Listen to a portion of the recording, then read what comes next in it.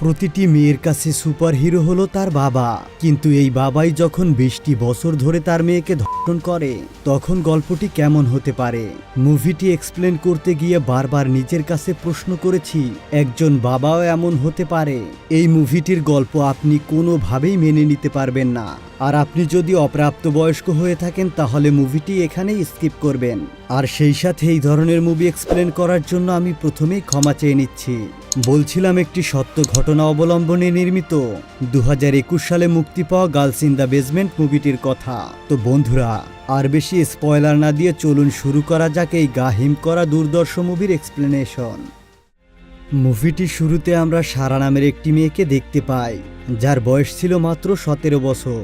কিছুদিন পরেই তার 18 বছর পার হয়ে যাবে, আর সে সবার সাথে হাসি খুশি থাকতো এবং মিলেমিশে থাকতো, শুধুমাত্র তার বাবার সাথে ছাড়া। একদিন রাতে সারা একটি পার্টিতে যাবে বলে ঠিক করে, কিন্তু সারার বাবা তাকে কোনোভাবেই পারমিশন দেয় না, আর তার সাথে এই বিষয় নিয়ে বড় ধরনের একটা ঝগড়া বাঁধে। এরপর সারা তার মাকে বলে, মা তুমি কিন্তু আমাকে পারমিশন দিয়েছিলে, কিন্তু এখন কেন তুমিও না বলছো? তখন সারার মা সারার বাবাকে ভয় পেয়ে বলে, থাক আজকে তুমি যেও না। আর এই কথা শুনে সারার অনেক মন খারাপ হয়, সে মনে মনে অনেক রাগ করতে থাকে। তারপর সারার বাবা সারার উপর রাগ করে তাকে রুমে পাঠিয়ে দেয়। এরপর সারা তার রুমে চলে যায়। তার রুমে তার বড় বোন এমিও ছিল, সে তাদের সাথেই থাকতো, কারণ সে দূরে কোথাও একটা চাকরি করছিল। এরপর আমরা দেখতে পাই রাতে সারা তার বয়ফ্রেন্ডের সাথে একটি পার্টিতে চলে যায়। তারপরে এমি সারার সাথে কথা বলার জন্য তার রুমে আসে, কিন্তু সে সারাকে কোথাও খুঁজে পায় না। এই কথা যখন সারার বাবা শোনে তখন সারার বাবা খুবই রাগ হয়, আর তখন সে সারার জন্য ওয়েট করতে থাকে। অন্যদিকে সারা তার বয়ফ্রেন্ডের সাথে কোয়ালিটি টাইম স্পেন্ড করছিল। পরের দিন সকালে সারা যখন বাসায় চলে আসে তখন সারার বাবা তার সাথে অনেক চেঁচামেচি করছিল, আর তখনই সেখানে সারার মা চলে আসে এবং তারপর সারা নিজেকে তার বাবার হাত থেকে ছাড়িয়ে তার নিজের বেডরুমে চলে আসে। কিছুক্ষণ পরে সারার সাথে তার বড় বোন এমি দেখা করতে আসে। এমি সারাকে পার্টির ব্যাপারে জিজ্ঞাসা করে, আর তখনই সারার মা রেনিও সেখানে চলে আসে। তখন সারা তাদেরকে বলে তার যখন 18 বছর পূর্ণ হয়ে যাবে তখন সে এখান থেকে ফ্লোরিডা শহরে চলে যাবে, আর ওখানে গিয়ে সে নিজের মতো করে একটা জব করবে। আর এই কথা সারার বাবাও শুনে ফেলে। তখনই সারার বাবা একটি গোপন চাবি দিয়ে বেসমেন্টের একটা দরজা খুলে, যেটা মূলত একটি বুক সেলফ দিয়ে ঢাকা ছিল। এরপর তার বাবা 3 মাসের জন্য ওয়েট করে, কারণ 3 মাস পরেই সারার গ্রাজুয়েশন কমপ্লিট হয়ে যাবে। এরপর আমাদেরকে 3 মাস পরের দৃশ্য দেখানো হয়, যেখানে সারা তার বয়ফ্রেন্ডের সাথে কথা বলছিল, আর আমিও তার কাজের জন্য বাইরে চলে গেছিল। এরপর সারাকে রিনি এসে বলে সে একটা দরকারি কাজের জন্য মার্কেটে যাবে, সারা তার সাথে যাবে কিনা সে তাকে জিজ্ঞাসা করে। তখন সারা তার মা রিনিকে বলে, না মা আমি যাব না। এরপর সারার বাবা ডং তাকে ডেকে নেয়। সে একটি বক্স দেখিয়ে বলে এই বক্সটিকে বেসমেন্টে পৌঁছাতে হবে। তখন সারা এবং ডং মিলে ওই বক্সটিকে বেসমেন্টে নিয়ে যায়, আর তখনই ডং সিক্রেট রুমটিকে খুলে দেয়। এটা দেখে সারা খুবই অবাক হয়, কারণ সে জানতই না এখানে একটা রুম ছিল। এরপর ডং এবং সারা ওই রুমে প্রবেশ করে, আর তখন ডং জানায় এই রুমটির মধ্যে দ্বিতীয় বিশ্বযুদ্ধের সময় সকল সৈনিকরাই এখানে লুকিয়ে থাকতো। কথা বলতে বলতে ডং সারাকে ওই রুমের মধ্যে আটকে রেখে বাইরে বেরিয়ে যায়, আর সারা বাবা বাবা বলে চিৎকার করতে থাকে। তো ডং তার কোনো কথাই পাত্তা দেয় না। এতে সারা খুব ভয় পেতে শুরু করে। সে বেসমেন্টের দরজাটি খোলার খুব চেষ্টা করছিল এবং বারবার দরজার পিন দিয়েও চেষ্টা করছিল, কিন্তু তাতেও কোনো কাজ হচ্ছিল না। 3 বারের বেশি ভুল পিন দেওয়ার কারণে ওই রুমের লাইট বন্ধ হয়ে যায়। সেই সাথে সাথে ভেন্টিলেটরটি অফ হয়ে যায়, যাতে করে সারার নিঃশ্বাস নিতে খুবই কষ্ট হচ্ছিল। সারা ওই বক্সটিকে খুলে, যে বক্সটি কিনা সারা এবং ডং এখানে নিয়ে এসেছিল, আর সেই বক্সটি খুলে সে রীতিমতো অবাক হয়ে যায়, কারণ এখানে তার প্রয়োজনীয় কিছু কাপড় চোপড় ছিল আর কিছুই ছিল না। আর তখনই একটা লাইট জ্বলে ওঠে, আর অন্য পাশে একটি ভেন্টিলেটরও চলতে থাকে। সারা ভেন্টিলেটরের কাছে গিয়ে চিৎকার করতে থাকে, আর ডং লক্ষ্য করে সারার আওয়াজ বাইরে পর্যন্ত আসছিল। তখনই সে ওই ভেন্টিলেটরের উপর একটি কম্বল ছুঁড়ে মারে, যাতে করে ওই রুমটি পুরোপুরি সাউন্ডপ্রুফ হয়ে যায়, সারার কোনো শব্দ যেন ওই রুম থেকে বাইরে আসতে না পারে। ওই দিন রাতে সারার মা এবং তার বড় বোন এমি তার জন্য খুবই চিন্তা করতে থাকে। তার মা ভাবতে থাকে তার মেয়ে কোথায় গেল। এমি সারার সব ফ্রেন্ডদেরকে কল করে এবং জিজ্ঞাসা করে সারার কোনো খোঁজ খবর তারা জানে কিনা, কিন্তু সবাই বলে সারার ব্যাপারে তারা কিছুই জানে না। আর আমরা দেখতে পাই এখানে ডং খুব আরামেই বসে থাকে, কারণ সে তো জানতো যে সারার সাথে কি হয়েছে। পরের দিন আবারও সারা চেষ্টা করে পিন নাম্বার দিয়ে দরজা খোলার জন্য, কিন্তু বারবার পিন নাম্বার ভুল দেওয়ার কারণে লাইট চলে যায়। অবশ্য আবার কিছুক্ষণের মধ্যে লাইট চলে আসে আর ভেন্টিলেটরগুলোও চালু হয়ে যায়। সারা একটি বাস্কেটের মধ্যেই টয়লেট করে। 4 দিন পরে ডং যখন রুমে আসে তখন সারা একটি কর্নারে লুকিয়ে পড়ে, আর তখন সুযোগ বুঝে ডংকে ধাক্কা দিয়ে সে ওই রুম থেকে বের হতে চায়, কিন্তু ওই দরজার বাইরে আরেকটি দরজা ছিল আর ওই দরজাটাকেও পিনের মাধ্যমে খুলতে হয়। এরপরে ডং সারার চুল ধরে টেনে হেসড়ে তাকে ওই রুমের মধ্যে নিয়ে আসে আর বলে, আমি তোমাকে সবকিছুই দেব, মানে তোমার যা যা প্রয়োজন আমি সবকিছুই তোমাকে দেব এবং শেষে আমি তোমাকে মুক্ত করে দেব। এর বিনিময়ে আমার সব কথা তোমাকে মানতে হবে। আর এটা সারা মানতে একদমই নারাজ হয়ে যায়। আর এখানে ডং রেগে গিয়ে তার মেয়ের সাথে খারাপ কাজ করে ফেলে। আর এখানেই আমরা দেখতে পাই একজন বাবার পৈশাচিক রূপ। এরপরে দেখা যায় সারার বারবার বমি হচ্ছিল। 1 সপ্তাহ পর রিনি সারার হয়ে একটা মিসিং রিপোর্ট করে পুলিশের কাছে। তখন সারার বাবা পুলিশকে জানায় সারা এখান থেকে চলে যেতে চেয়েছিল, সে দূরে কোথাও গিয়ে চাকরি করে নিজের জীবনটাকে গোছাতে চেয়েছিল। তখন রিনি বলে সারা শুধুই স্বপ্ন দেখত, ও কখনো করতো না। অফিসার তাদেরকে জানায় সারাকে তাদের সময় দেওয়া উচিত, হয়তোবা সারাকে তাদের কল করা উচিত। তারপরে তার রাগ কমে গেলে সে এমনিতেই চলে আসবে। অতএব তাদের তার মেয়েকে সময় দেওয়া উচিত, কারণ এই ব্যাপারটা পুরোপুরি ফিলিংসের। অন্যদিকে দেখা যায় সারা খুবই চিন্তিত থাকে, সে গিরিশকে খুবই মিস করে। তখন গিরিশকে দেখা যায় সে সারার বাড়িতে আসে এবং তাকেও খুব চিন্তিত দেখাচ্ছে। ডং তখন গিরিশকে বলে সারা স্টিভ নামের একটি ছেলের সাথে চলে গিয়েছে। স্টিভ ছিল সারার ছোট্টবেলার বন্ধু, তারা একে অপরকে ছোটবেলা থেকেই পছন্দ করত, তাই তারা একসাথে থাকার জন্য দুজনে অনেক দূরে চলে গিয়েছে। এটা শুনে গিরিশ খুবই কষ্ট পায় আর সে সেখান থেকে চলে যায়। এরপরে 3 সপ্তাহ পরের দৃশ্য দেখানো হয়। দেখা যায় ডং সারার জন্য একটি কেক নিয়ে আসে, কারণ আজ সারার বার্থডে ছিল আর সারা 18 বছরে পড়েছে। ডং তখন সারাকে মোমবাতি ফু দিতে বলে আর সারাও তা ফু দিয়ে দেয়, কারণ সারার মনে পড়ে যায় সে যদি ডংয়ের সমস্ত কথা শুনে আর তার সাথে ভালো ব্যবহার করে হয়তোবা সে তাকে খুশি হয়ে মুক্ত করে দেবে। ডং সারাকে একটি ড্রেস গিফট করে আর বলে এটাকে পরে আসতে। তারপরে সারা ওই ড্রেসটিকে পরে নেয়। এরপর ডং বলে যে কোনো কিছু একটা তাকে চাইতে। তারপরে সারা বলে আমাকে মুক্ত করে দাও। তখন ডং বলে এটা হতে আরো কিছুদিন সময় লাগবে, তুমি অন্য কিছু চেয়ে নাও। তখন সারা একটি টিভি এবং একটি ঘড়ি চায়, কারণ ঘড়ি ছাড়া সারা বুঝতে পারছিল না যে কখন দিন হয় এবং কখন রাত হয়।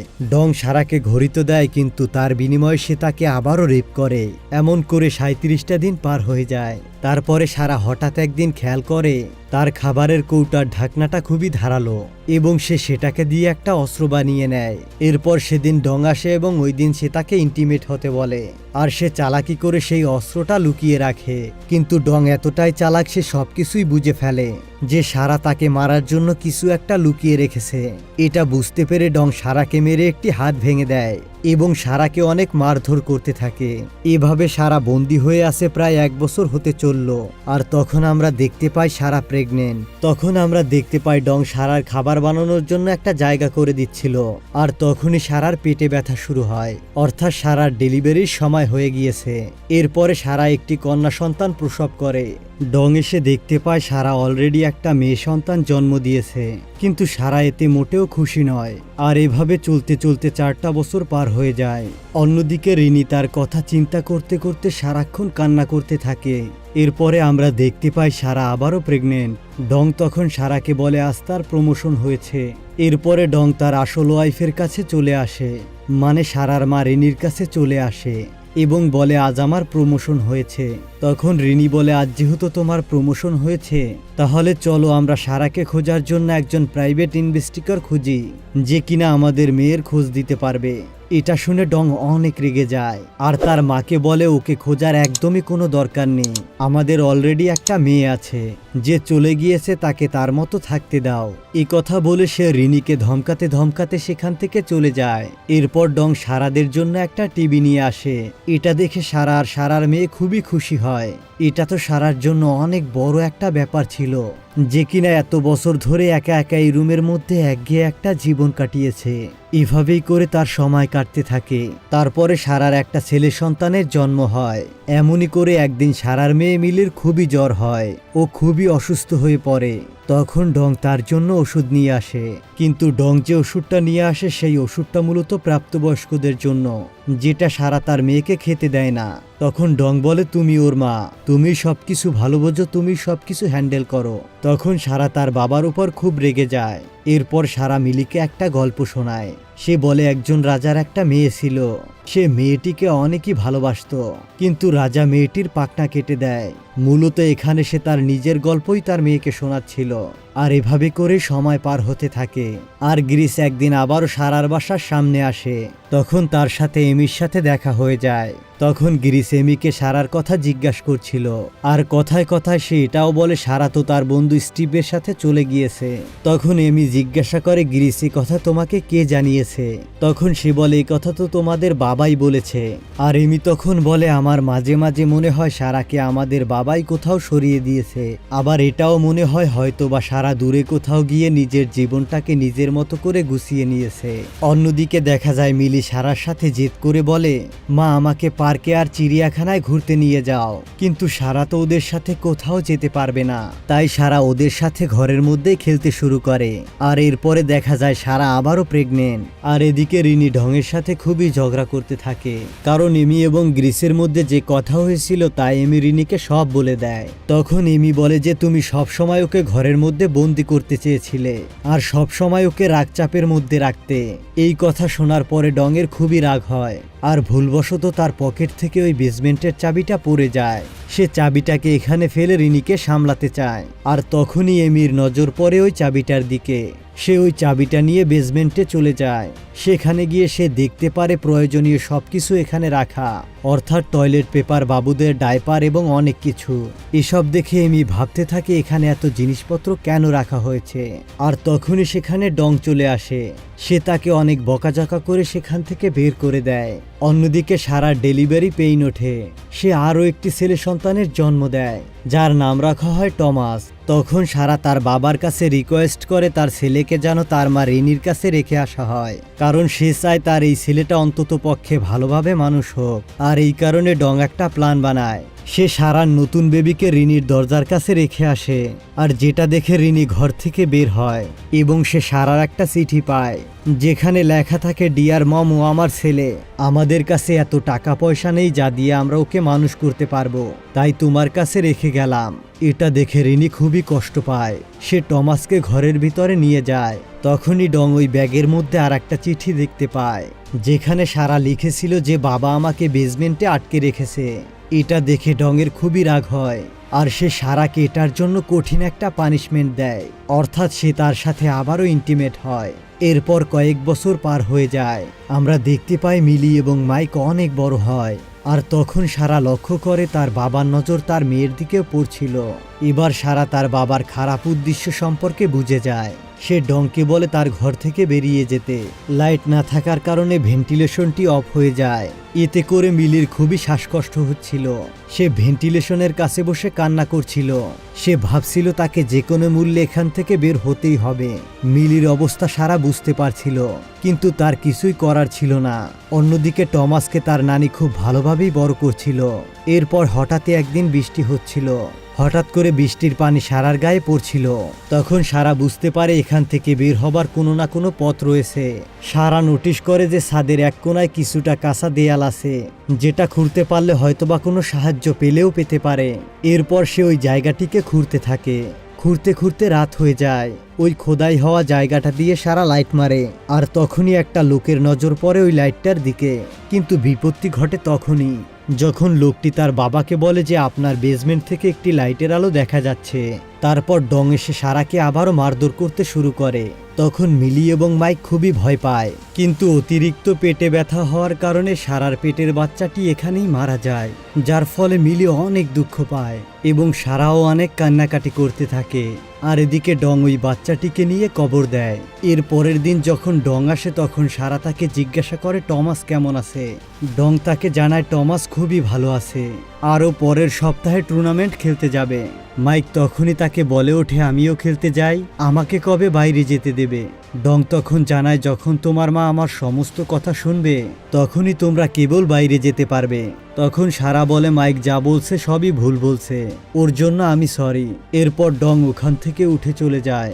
মাইক আর মিলি মিলে ওর মায়ের সাথে চিৎকার চেঁচামেচি করতে শুরু করে আর বলে আমরা কি ভুল করেছি যার জন্য তুমি তার কাছে সরি বললে। আর এরপর ওরা বাইরে যাওয়ার জন্য জেদ ধরতে থাকে। সারা তাদেরকে বলে আমি যা করছি তোমাদের ভালোর জন্যই করছি, তোমাদেরকে এখান থেকে প্রোটেক্ট করার জন্য করছি, কিন্তু তবুও ওরা এই কথা মানতে চায় না। এরপরে এতে করে সারার অনেক রাগ হয় আর সারা ঘরের সমস্ত জিনিসপত্র ভাঙচুর করতে থাকে। এরপরে সারা নিচে শুয়ে পড়ে আর গ্রিসের কথা মনে করতে থাকে, কারণ সারার জীবনে পাওয়া ভালো মুহূর্ত ওটাই ছিল। গ্রিসের সাথে কাটানো মুহূর্তগুলো সে কখনোই ভুলতে পারবে না। তখন মাইক আর মিলির খুবই খারাপ লাগছিল যে ওদের ব্যবহারের জন্য তার মা এত চিন্তিত, এত দুঃখ পাচ্ছে।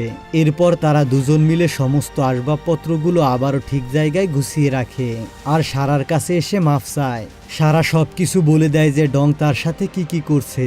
এইসব শুনে তারা খুবই ঘাবড়ে যায়। এতে করে তারাও অনেক কষ্ট পেতে শুরু করে আর হঠাৎ করে মিলির অ্যাজমা অ্যাটাক হয়।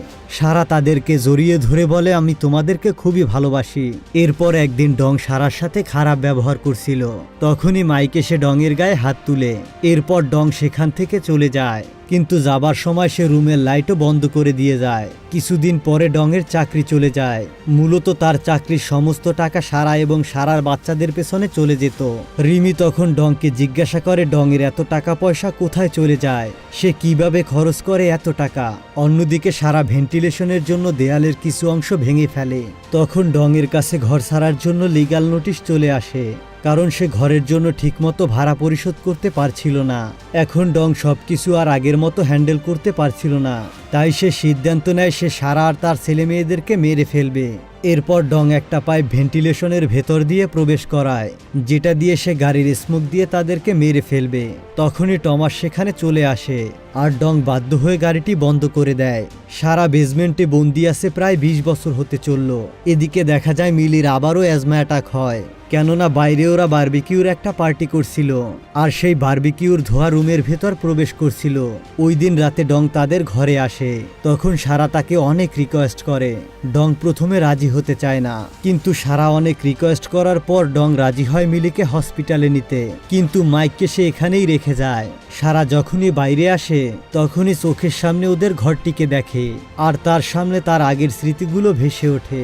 ডং ওদের হসপিটালে নিয়ে যায়। এখানে ডক্টর অনেক কষ্টে মিলিকে বাঁচায়। তখন সেখানে একজন নার্স আসে আর নার্স সারাকে একটি ফর্ম পূরণ করতে বলে, কিন্তু সারা এতদিন পর বাইরে এসে খুবই ইমোশনাল হয়ে যায় আর তার চোখের পানিতে ফর্মটি ভিজে যায়। ডং যখনই একটা নতুন ফর্ম আনতে যায় তখনই সারা সুযোগ বুঝে ওই নার্সের কাছে যেতে থাকে এবং ডংও পিছনে পিছনে আসতে থাকে আর সারা নার্সকে জড়িয়ে ধরে বলে প্লিজ হেল্প মি। তখনই ওখানে ভাগ্যক্রমে একজন পুলিশ অফিসার চলে আসে আর ডংকেও ধরে ফেলে। সারার সাহায্যে ডংয়ের সমস্ত অপকর্মের কথা এক এক করে সবার সামনে প্রকাশ হতে থাকে। বেসমেন্ট থেকে মাইককেও বের করা হয়। এসব দেখে রিনি খুবই অবাক হয় আর ডংকে জেলে পাঠিয়ে দেওয়া হয়। এরপরে কিছুদিন পরে দেখা যায় তারা 3 ভাই বোন মিলে একসাথে খেলাধুলা করছে আর সারা তার মা এবং বোনের সাথে বাইরে বসে আছে। আর তখনই সেখানে গ্রিস আসে। গ্রিস এখনো বিয়ে করেনি, কারণ সে এখনো সারাকে ভালোবাসে। গ্রিসকে দেখে সারা খুবই খুশি হয় আর গ্রিস সারাকে নিয়ে বাইরে ঘুরতে যায়। আর এখানেই এই অসাধারণ মুভিটা শেষ হয়ে যায়। তো বন্ধুরা, কেমন লাগলো আজকের গল্পটি তা অবশ্যই কমেন্ট করে জানাতে পারেন। আর আমি আবারও ক্ষমা চেয়ে নিচ্ছি। তো দেখা হবে নতুন কোনো ভিডিও নিয়ে। ততক্ষণ পর্যন্ত ভালো থাকবেন, সুস্থ থাকবেন।